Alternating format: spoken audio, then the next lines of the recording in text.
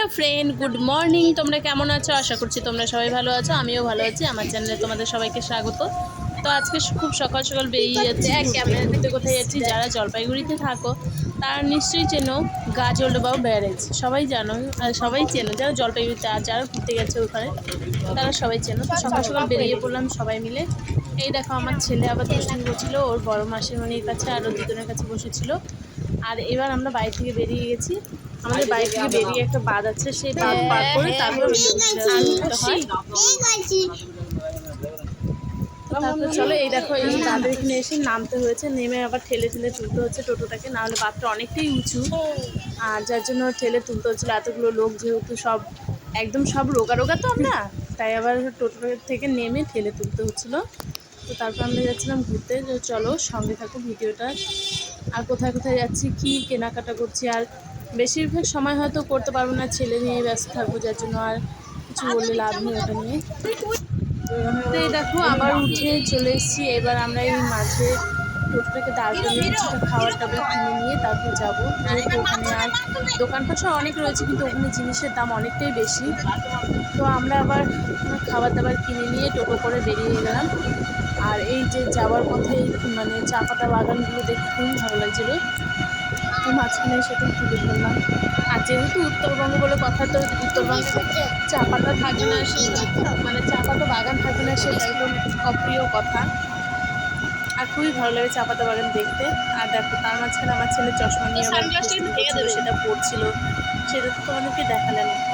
আর আমি নিজেকে দেখতে পাচ্ছিলাম না, কিন্তু মানে বড় বোন, ওরও তো একটা ইউটিউব চ্যানেল আছে, কিন্তু ওর কাছে অনেক ভিডিও ছিল, সেও আমাকে দিতে পারেনি। তো আমরা দেখতে দেখতে গাজলডোবা ব্রিজে চলে এলাম। কিন্তু একটা জিনিস ভুল হয়ে গেছে, যে আমরা ওখানে কী কী খাওয়া দাওয়া করলাম না করলাম সেটা তোমাদেরকে ভিডিওতে দেখানো হয়নি। আর সবগুলোতে জল ছাড়া ছিল না। আর যেহেতু ফারাক্কা ব্রিজটা অনেকটাই বড়, সেই সমতুল্যই এই গাজলডোবা ব্রিজটা, ঠিক আছে? ওইটা ছাড়ছে অনেক দূরে, এটা তো ব্রিজ না, এটাকে ব্যারেজ বলে। যতই হোক আমরা তো ব্রিজ বলেই খালাস করে দিই। তো এই দেখো কোনোটাই একটু একটু ফাঁকা ছিল, সেটা দিয়ে অল্প পরিমাণে জল বেরোচ্ছিলো। আর যেখানে প্রচুর পরিমাণে মানে কপার তুলে দিয়েছিলো, সেখানে দেখবে কি জোরে জোরে আওয়াজ হচ্ছে। চলো তোমাদেরকে দেখাচ্ছি। আর দিদি যেহেতু এখনও আসেনি, দিদির ছেলে এসে, তো ওকে নিয়েও ঘুরতে এসেছি। তো আমরা মোট 6-7 জনে গেছিলাম ঘুরতে, টোটোতে করে। একটা গাড়িতে তো আর বেশি লোক যাওয়া যায় না। তো আর এই দেখো এটা তো মিডিয়াম খোলা ছিল, একদম বেশিও না কমও না, তাই এটার জল নিচটা দেখো। আর পরে আর একটা রয়েছে, অতিরিক্ত জল ছেড়েছে, সেটাতে দেখতে দারুণ লাগছিলো, কিন্তু আবার ভয়ও লাগছিলো। এই দেখো এবার তোমাদের সেটাকে দেখাবো। দেখো মানে জল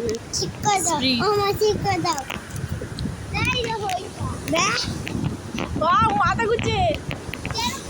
এই দেখো তোমাদেরকে দেখাচ্ছি, এখানে তাকালে মনে হচ্ছে মাথাটা ঘুরে ঠাস করে পড়ে যাবো। ক্যামেরা তো আমি ভয়ে ভয়ে সাইড দিয়ে ধরে ধরে আমি করেছি, আমি ক্যামেরা একদম মানে ব্যাসটা থেকে সরিয়ে নিয়ে গিয়ে করিনি, তার উপর দিয়ে করেছি যেন মোবাইলটা পড়লো ভেতরেই পড়ে, বাইরে যেন না পড়ে।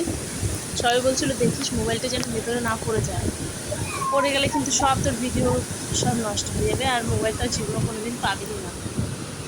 তো দেখো জলের কী মানে কী দ্রুত বেগে পাক চলছে, দেখেই ভয় লাগছে।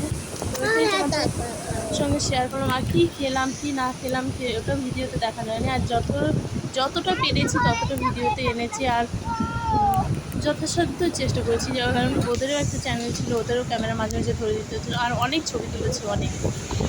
তো সেগুলো তোমাদেরকে দেখানোর চেষ্টা করব অন্য কোনো ভিডিওতে, কিন্তু এখন তো আর হচ্ছে না, কয়েকদিন পরে সেটা হয়তো তোমাদেরকে দিয়ে দেবো, তোমরা ব্লগে দেখতে পেয়ে যাবে সেই ভিডিও ছবি, মানে সেই ছবিগুলো। দেখো এবার শুনো তোমার আওয়াজ, জলের কাকের আওয়াজটা শুনতে থাকো। এই দেখো কপার এখানে ছাড়া রয়েছে, তো কপারটা তোলা রয়েছে, তাই এত পরিমাণে জল রয়েছে। আর দেখো কত পরিমাণে জল রয়েছে, আর কোনো জায়গায় কি গোটা গাছও পড়েছিল, সেগুলো দেখা হচ্ছিল না, সেগুলো ভেসে ভেসে আসছিল। তো তোমরা কে কে গাজলডোবা ব্রিজ দেখতে গেছো প্লিজ আমাকে কমেন্টে জানিও, আর ভিডিও ভালো লাগলো লাইক জানিও।